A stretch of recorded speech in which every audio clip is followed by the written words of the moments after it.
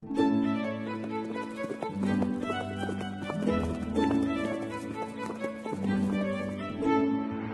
episode is brought to you in association with Timeform, your trusted source for racing data and analysis. By Total Performance Data, the world leader in thoroughbred performance technology, and by Fitzdares.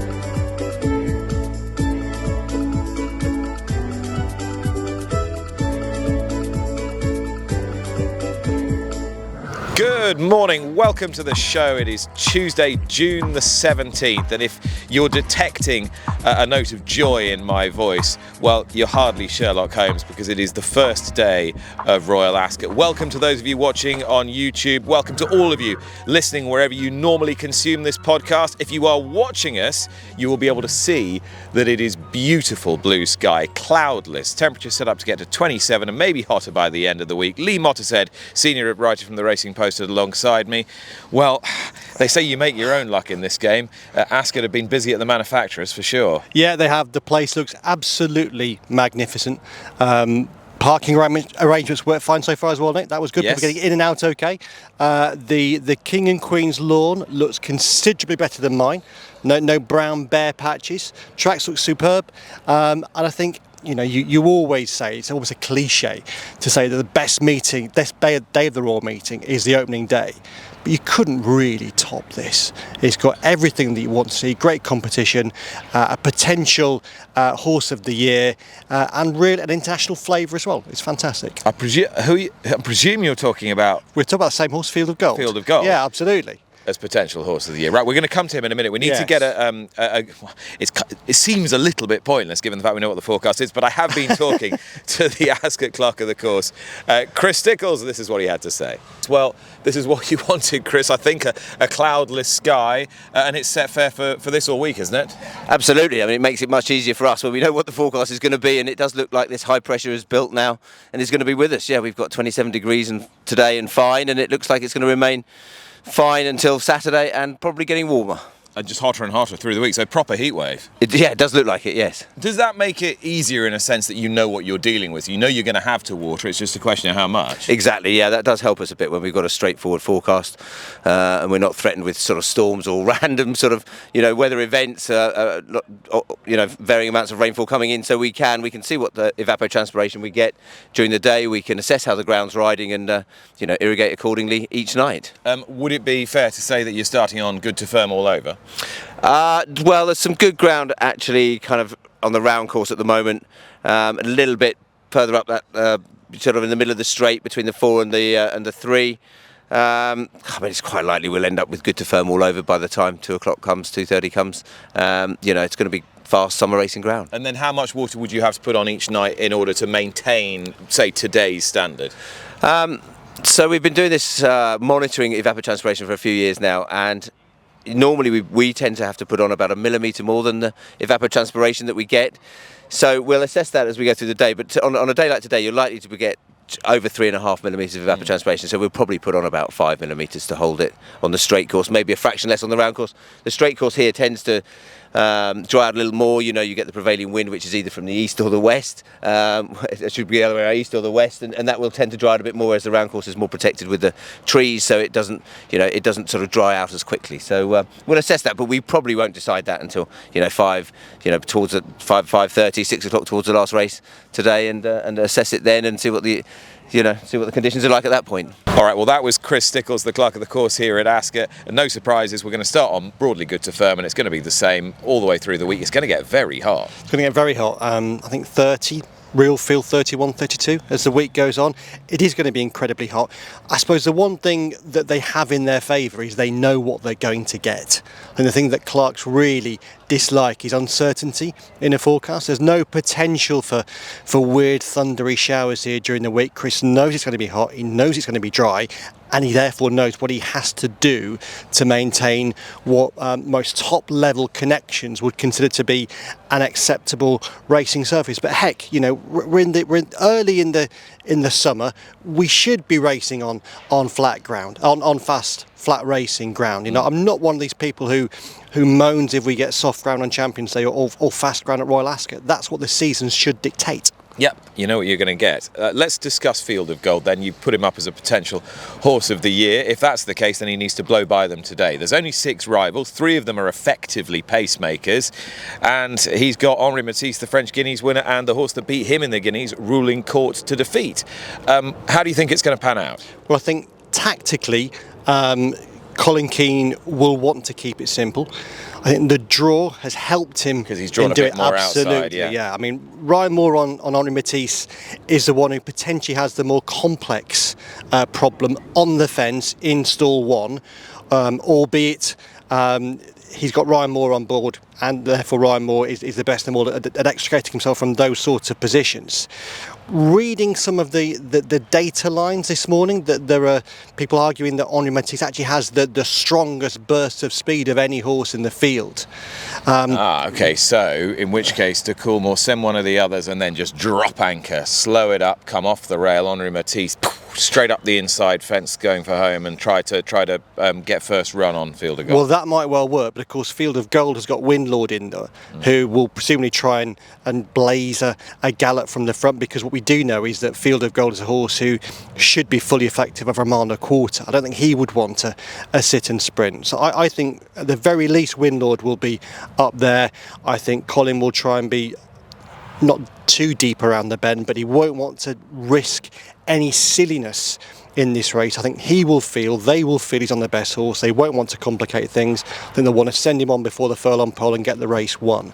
I thought he looked outstanding, Nick, at the Curragh, and the visual impression there that day matched the dejection in some ways at Newmarket, because that it itself told you what they think about Field of Gold. All those parallels with his dad Kingman are obvious at the moment. He's following the same trajectory, and I would be surprised if that trajectory was not maintained this afternoon, albeit it's a fascinating race, because what you always want with the St James's Palace or the SJP is you want those three European Guineas winners clashing at Ascot. I literally will not hear anyone else refer to it as the SJP. The SJP, yeah. But the SJP it is today. All right, well, the other big races today, of course, the Queen Anne, which opens proceedings up, and the King Charles III Stakes, a 5 furlong race. Now, I found out something last week that you might know. What did you find out? Go on. So you know why the King Charles III, formerly the King's Stand, was run? Because there was hundreds of years ago, there was a storm that was so bad at Ascot that the only thing it was safe to do was to run horses from 1,000 metres away and let them run towards the crowd. Is that right? Yeah, correct. That's in those days, because in those days they didn't really do sprinting. Okay. It was all distance races and 2-mile races and yes, things like of course, that. Yeah. So yeah, that's why the King's Stand came about. That is very impressive. That's why this pod is what it is. Well, I mean, I have to credit Jocelyn Target with that. Okay, He's a much better historian than me. But yeah, there you go. That apparently is the truth. Plenty more nuggets like that coming your way on the NLD during the course of the week. As I said, the King Charles III race, another one of our Group 1 feature races today. Believing is one of the stories of the race. How unlucky she's been in many sprints, but she broke a Group 1 duck in the Alquoise in Maidan. She's in foal to Frankel, and last evening at the GOFFS London Sale I caught up with her trainer George Boughey. Yeah, very excited. She's had stall 1 a few times, but she's in great shape, and Ryan seems pretty happy with the draw, so we're ready to rock and roll. Is she better?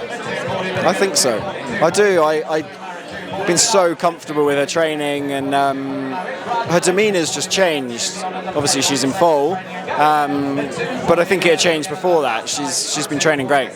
The idea is she just runs the once this week? I think so, yeah. Look, as I said, she's carrying a foal, and she's still got a bit of racing left, I think. She's got till September, but yeah, she's in great shape.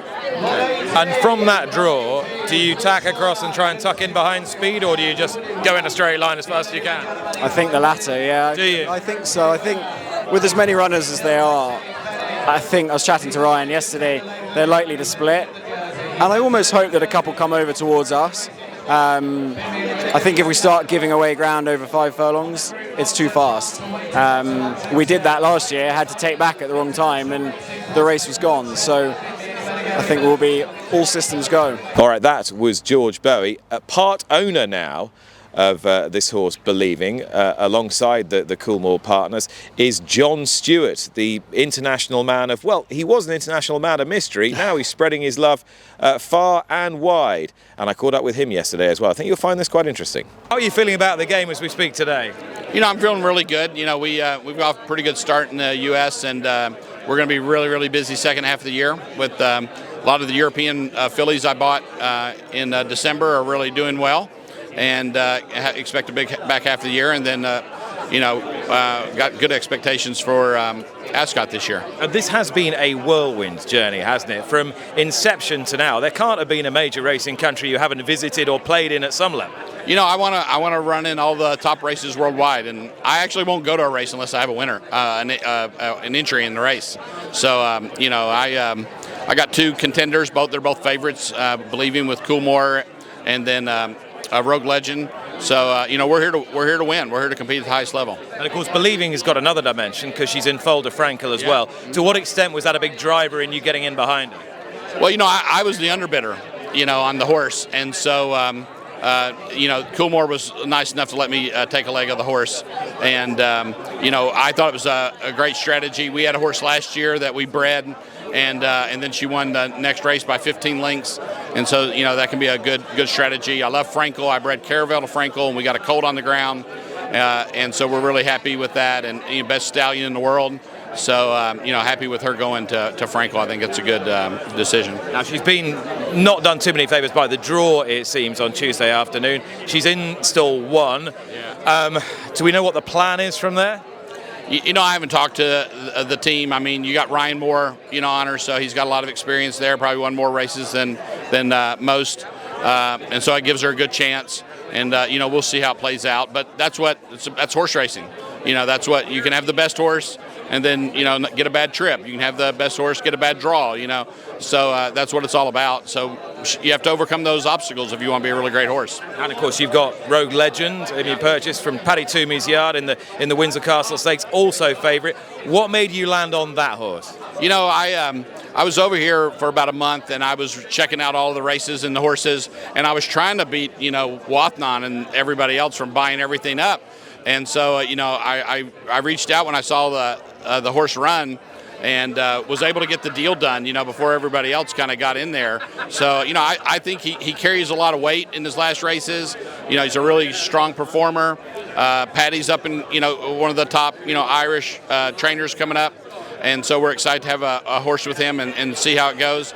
And I think he's really got a really good chance. So we're pretty excited about it. And tell me about how the farm in Kentucky is developing now. How's it looking? It's doing good. It's our second year. Last year we bred 31 mares. This year we bred over 50. So going well. We've got some fantastic diversity on the farm, and we're really excited about that. We got our first yearlings that are kind of coming up that were bred on the farm. So next year they'll be 2-year-olds. So it's all coming along pretty well. We've grown the farm from 800 acres to 1,300 acres. And we're planning to build a training center on the property, so it's going pretty well. I know you're committed not just to your string of racehorses, but to a whole raft of other projects in the sport. And you're sort of taking a horrible word, but holistic approach to it. Really, you want to be involved in just about everything. What is it that really gets you going about thoroughbred horse racing? I started as a horse player, and I think it's a fantastic sport. The animals are fantastic. It's a great. Going to the races it's unlike any other athletic event because you have a race and then you have like downtime so you can talk and you can socialize, and then you got another race, and so it's a really good opportunity for families to spend time with each other. I have great memories of that. And I think when you get involved in something, you can't just take. You can't just get in racing and want to win, right? Because then you're just taking from the sport. And so if you're going to get involved in something, you have to get involved in all aspects of the sport. And you have to want to support everything. And for me, that's, competing on the global stage. I think it's important to be in these venues. Historic horse racing is here, in the UK. And so Ascot's definitely top of the list of races that I want to compete in. And so much so that I'm building a replica of the mile uphill on my farm. Are you really? Yeah. I specifically bought a farm additional farm because it has a mile and a half of property, so I could build a proper uphill gallop. I think if we want horses to come over here and race, you got to train them in the environment you want them to compete in. So will you then have a private trainer in your place to train them for you there, or is that kind of pre-training to then go in as 2-year-olds? Yeah, so we have a shortage of stalls in Kentucky, so I'm building a training center that's going to have 400 stalls, but it's going to be state-of-the-art, and so I'm going to take the Ballydoyle concept, take all the latest technology and implement it, at the track. And try to up the game. I think there's a lot of incremental things that we could learn from sports science, in with the horses.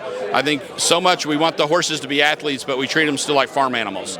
So I think there's a lot of opportunity to make things a little bit more competitive and to give the horses every opportunity, and then also take care of the wellness of the horses from a training standpoint.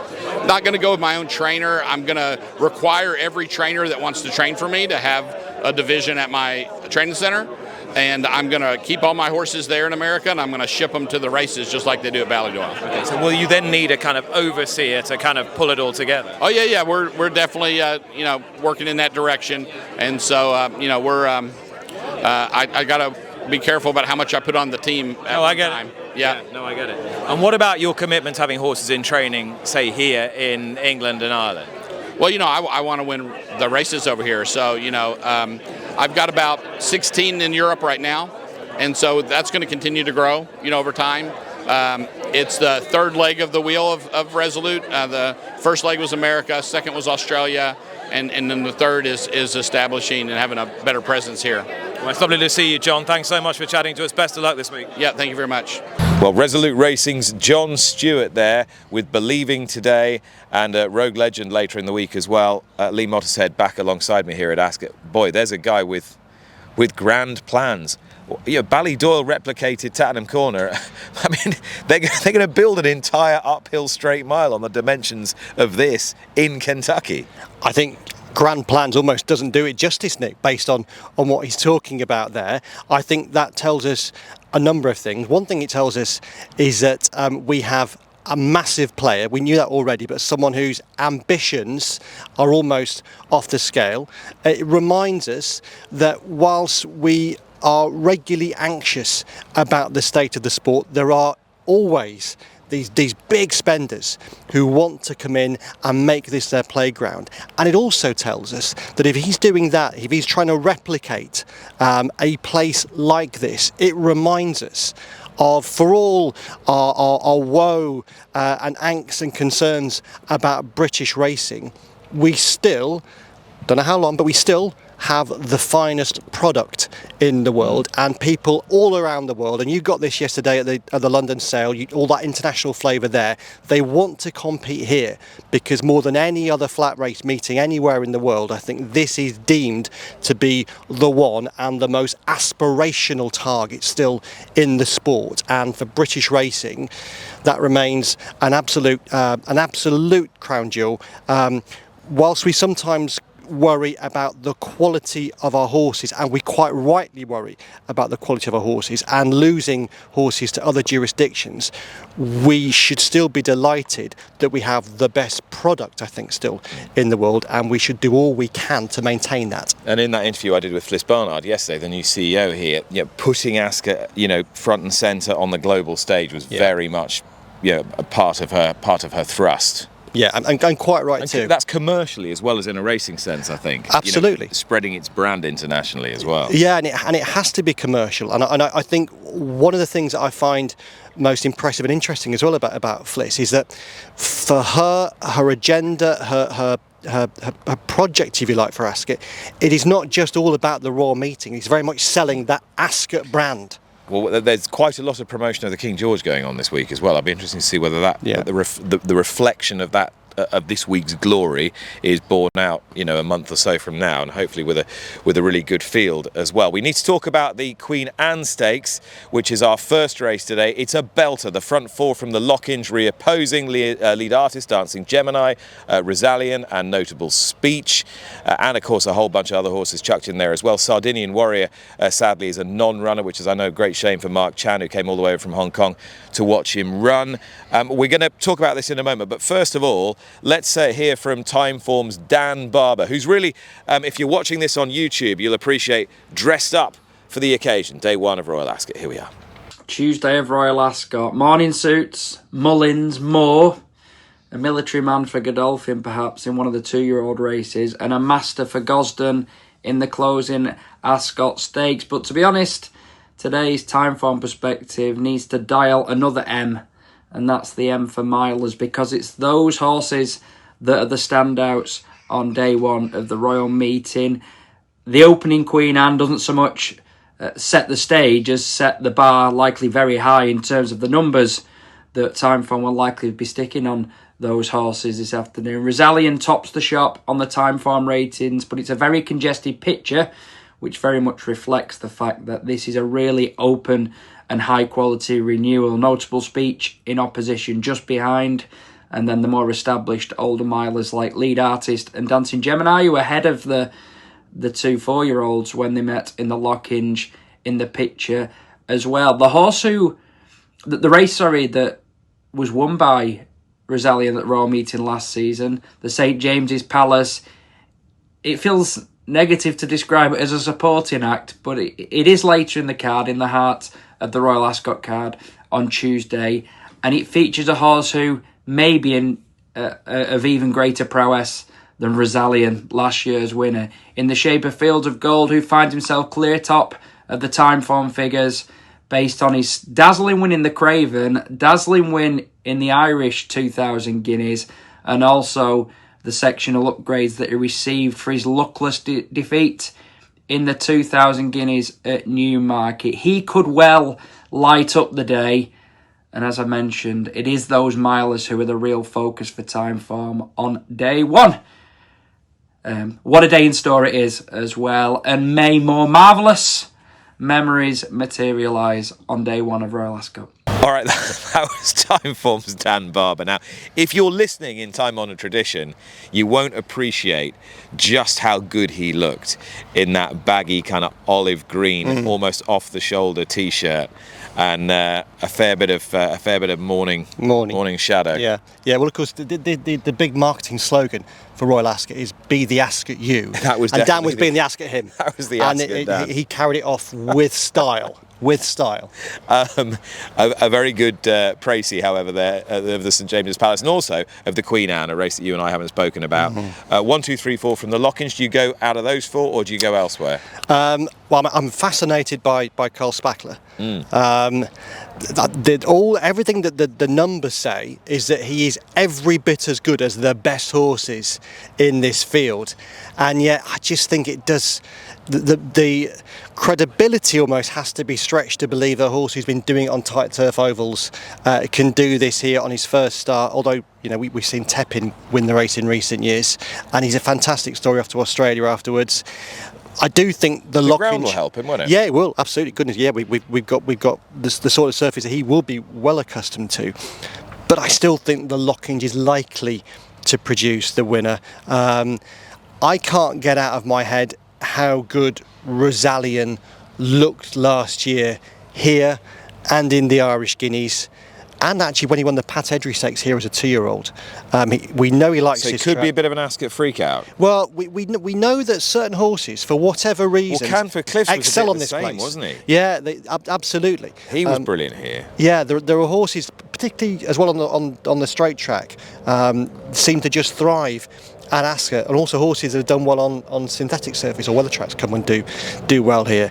Yeah, Richard Hannon last year, when he spoke about Rosallion, he always spoke about him as a long-term project, a horse who would be better at 4 than 3. I think he'll bounce on from that Newbury effort, Nick, and I think he'll have too much toe for them. But it's a tremendous start to the week. It is a terrific start. Of course, great big 2-year-old races all through the week. Extraordinarily strong hand from Wathnan. We'll talk about their challenge for the week in a few moments' time. One of their key trainers is going to be Karl Burke. He trained them winner last year with Leovanni. He's got a whole clutch of runners this time round as well. Caught up with him last night and asked him, I've spoken to him about 8 days ago on Luck on Sunday, asked him if in that intervening period much had changed as regards who he was holding highest in his affections. Everything's gone pretty smoothly, and had a few hiccups the last couple of days with a couple of ones, not major, but hopefully they're okay. But the main ones are in good shape. Night Raider looks fantastic for tomorrow. Forgot her name now. Zelena in the Queen Mary, she's in great shape. Love Olivia's in great shape as well in the Queen Mary, and Venetian Sun is, I think she could be a special filly. I'm probably talking too much about her, but I really like her in the Albany. Okay, so she's maybe the one that's made more of an impression latterly. Not latterly, we've always loved her. She only won a Carlisle maiden and workman-like fashion, but she's improved so much. Such a laid-back filly by Starman, who I think is going to be a superstar stallion, and she's just got a great attitude, and I really, really rate her. All right, that was trainer Karl Burke. He's set for another good Royal Ascot. Venetian Sun, who he runs in the Albany, every time we speak to him, he seems to be keenest on that one. Given his depth in 2-year-olds and a very hot favourite for the Queen Mary, we need to sit up and take note, don't we? Yeah, we do. I mean, from one year to the next, Nick, Karl becomes more and more of a rising force. He's undoubtedly now the cock of the north. He's a top northern trainer at a particularly strong time for northern flat trainers too, and his 2-year-old firepower here this week is deeply impressive. It will be a huge surprise if he doesn't return to Yorkshire with some juvenile success and perhaps some Group 1 success too, because Night Raider in the King Charles today, I think, has a real chance. Oh, I think, you know, what we said before about how some all-weather specialists just really thrive on the straight track here. I think he'll love it, and I think they'll just let him burn from the gate. Karl and Wathnan, I think, could have an amazing week. Is it north of 40 runners Wathnan have got, or 40 north of 40 entries? It's extraordinary, isn't it? I mean, for an operation that is relatively young. I mean, geez, I mean, we're talking post-COVID, aren't we? It's only 2 years since they had their first. You know who their first runner was at Royal Ascot?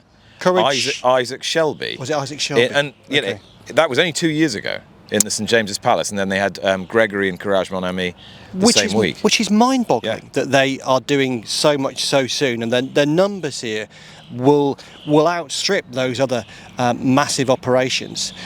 Looking at my own personal punting portfolio as well for this meeting, Nick. I bet there's a lot of them in those colours. My fortunes are wrapped up in Wathnan's fortunes. You know, I've got Night Raider today, Zelena tomorrow, Naval Light in the Norfolk, Almosha in the Duke of Edinburgh. Almosha got a very, very good mention at the preview evening that we did on it was the Friday podcast. Okay, John Gosden and Fellows and all that lot. My one concern with that one is that it looks like James Dole hasn't picked him.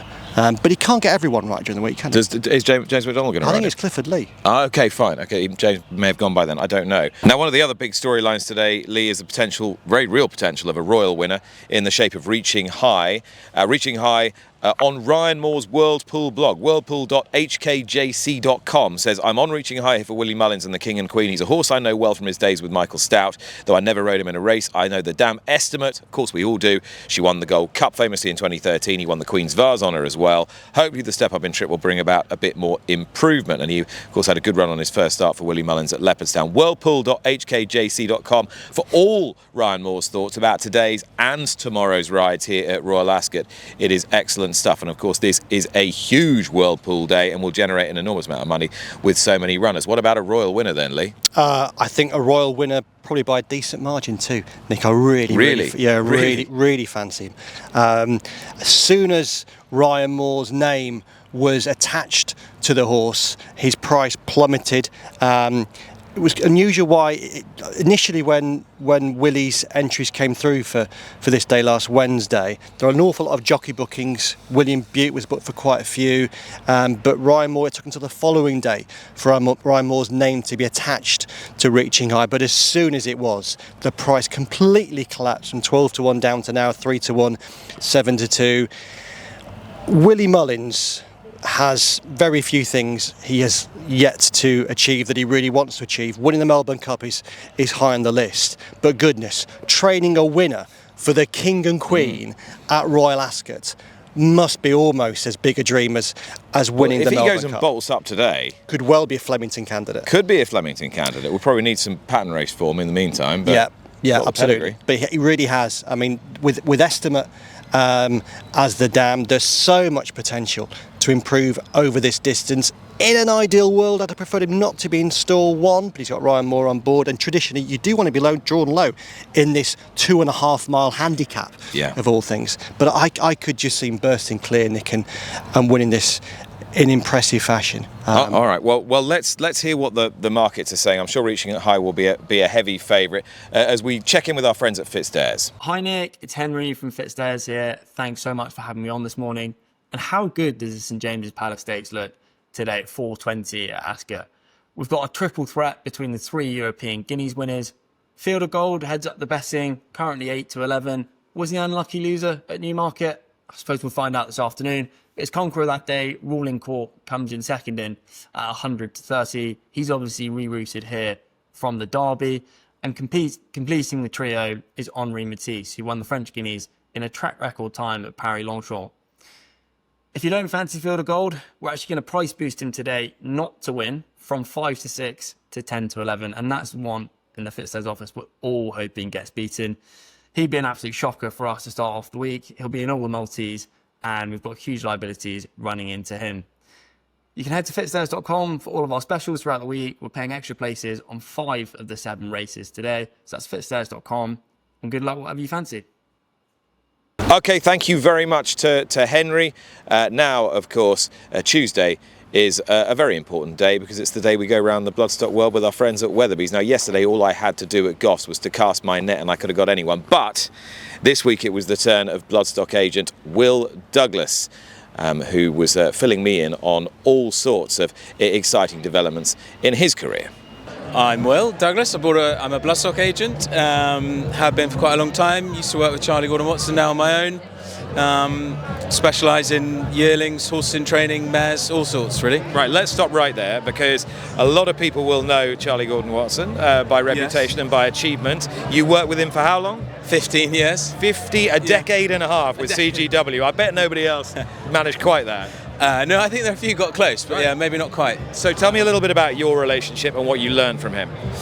Lots, he's bought many good horses, and over the years, Derby winners, Guineas winners, and many good mares. Great association with Watership Down, and yeah, huge amounts. He was one of the main men a few years back, really. So when and why do you take the decision to branch out on your own? I thought time was probably right. Felt I'd done my apprenticeship, and it was a good time to do my own thing and in my own name. And it's going well. She's Perfect and Luther, the 2 flag bearers this season, of course, for Charlie Fellows, and both came in slightly unusual fashion. Yes. Luther was bought for a man who's a great client of ours, and Charlie Fellows is. He really wanted a son of Frankel. We tried many times to buy one, kept getting outbid. Ended up on Luther, who has been great value for 250,000 and given us some great days. Ran brilliantly in the French Guineas, and probably didn't get home in the French Derby. And I think the plan or thought process at the moment is to head to the Belmont Derby in July.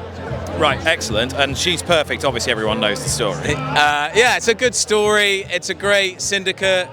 They were unbelievable in defeat in Longchamp, and they were amazing yesterday. And I think it's a great way for people to get access to the game. And Bash is coming at it from a different angle, but it's a really refreshing look at it in my eyes. And what about what attracted you to her in the first place?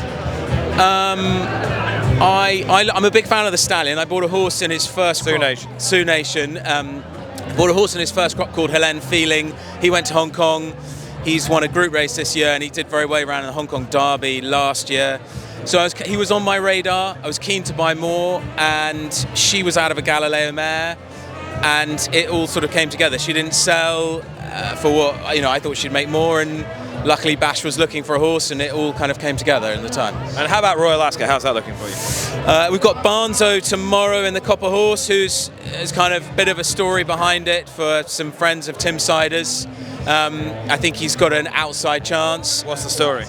It's his friend's 60th birthday. He's called Toby Hunter. I don't actually know him, but Tim was really keen to give him a good birthday present. So the first half is secured by having a runner, and the second half is up to Oshin and Natalia to get it right on the day. Fantastic. What about the rest of the week? I've got Gorak with Charlie Fellows. Good old Gorak. We sort of continually rely on him.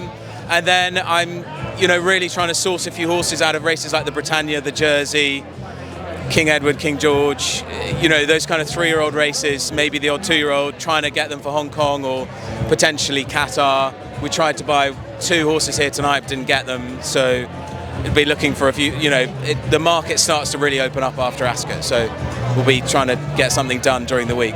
And business on the whole, how's it going? Yeah, good. Had a good time, and Bash has definitely given me some new business incentives. He's bought 3 breeze ups, and that's going great. So yeah, it's all kicking off really well. All right, well, that is it for day 1 at Royal Ascot. Thanks to Will, thanks to all my guests today, particularly to Karl Burke and to John Stewart and to George Boughey, Chris Stickels at the beginning of the show. Lee Mottershead, senior writer from the Racing Post, is with me. Cannot wait for this, Lee. No, I can't wait. I think the whole site looks amazing, Nick. It's a tremendous opening day of the best week in the European flat racing year.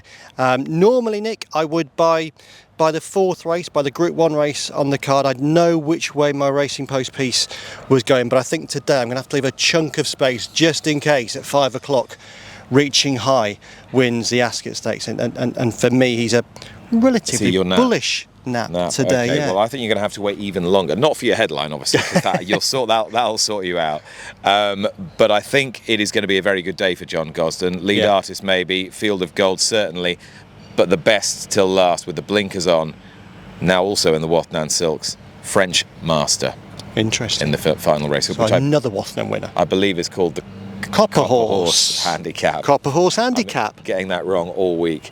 Lee, thank you. Thank you very much for watching. That was Ascot Day 1. We'll be back to do it again tomorrow, where we'll be joined by our friends again from Total Performance Data, analysing all the races from day 1. Plus, Lisa Tan, the official milliner to the Nick Luck Daily podcast, will be back with all the fashion highlights from the first day as well. We'll see you then. Have a wonderful day.